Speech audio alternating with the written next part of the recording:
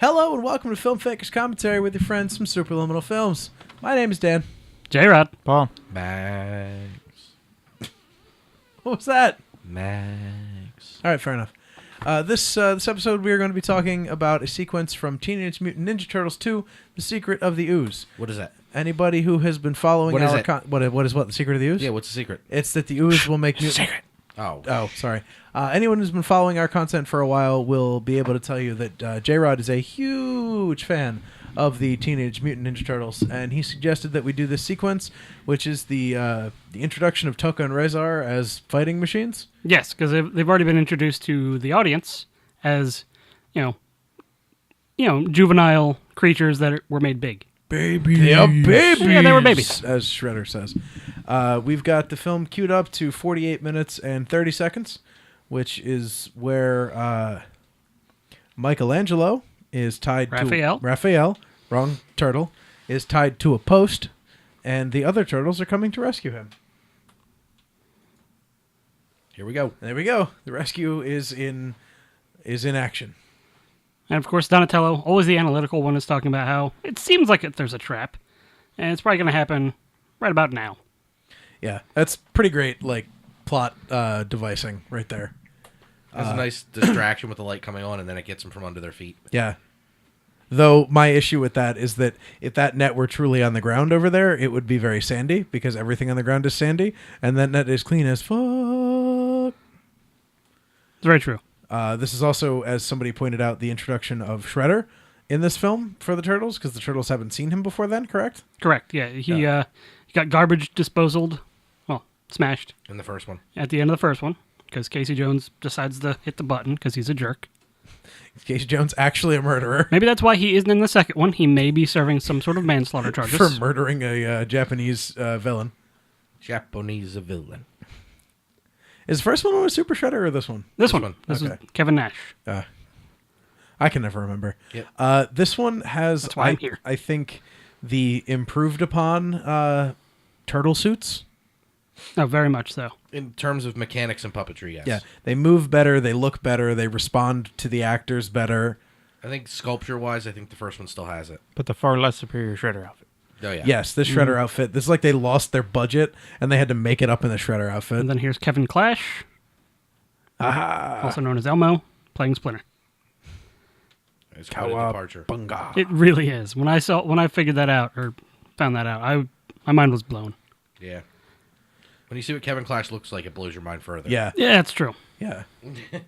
He's not a tiny red man. The fight choreography in this sequence, given that this is a children's movie, and B, masked ninjas fighting some turtles, is actually pretty good.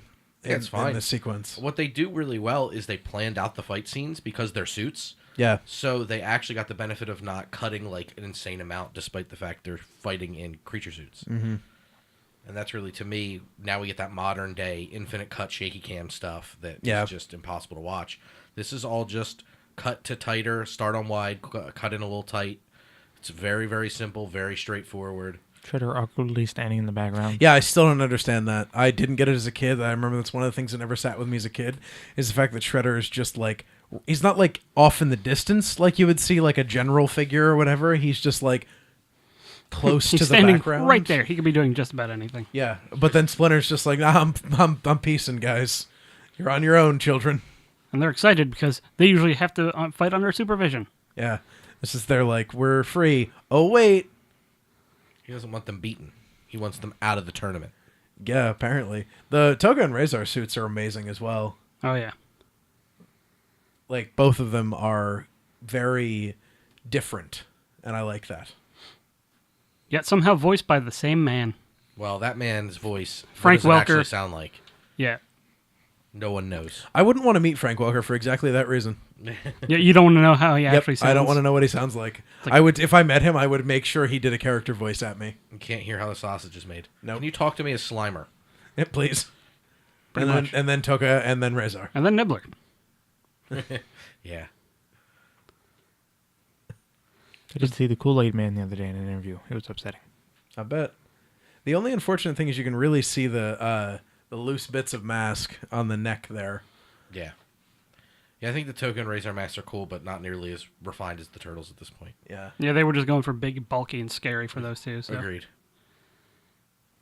Thank God, David Warner, you're here. An actor of caliber this film had no right getting. Absolutely. David Warner's done a lot of strange movies. Tron. I mean, just through the span of his career, from The Omen. Search for Spock. Yeah, he did a great little HBO movie. Thudbutt right there. Oh God, what the hell's it called? It's the one with Fred Ward. It's a Lovecraft movie. I can never remember, but you bring it up a lot. Cast a Deadly Spell. There you go. And he's the bad guy in that, and he's great. David Warner is great. Oh, thank God this is here. Yeah. Well, because, of course, every sewer in New York comes up to into a junkyard. where they need it to be. That's the trick. Get those turtles. But yeah, it's just, the cutting's clean. You know what I mean? It's well thought out. You got this nice little camera that looks like a little jib move here. Mm-hmm. Definitely a jib.